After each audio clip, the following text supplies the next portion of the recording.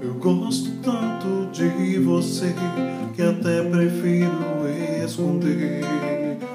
Deixa assim ficar subentendido, como uma ideia que existe na cabeça e não tem a menor obrigação de acontecer.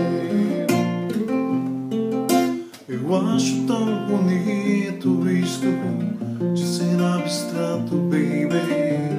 A beleza é mesmo tão fugaz, como uma ideia que existe na cabeça e não tem a menor pretensão de acontecer. Pode até parecer fraqueza, pois que seja fraqueza, então a alegria que me dá, isso vai sem eu dizer.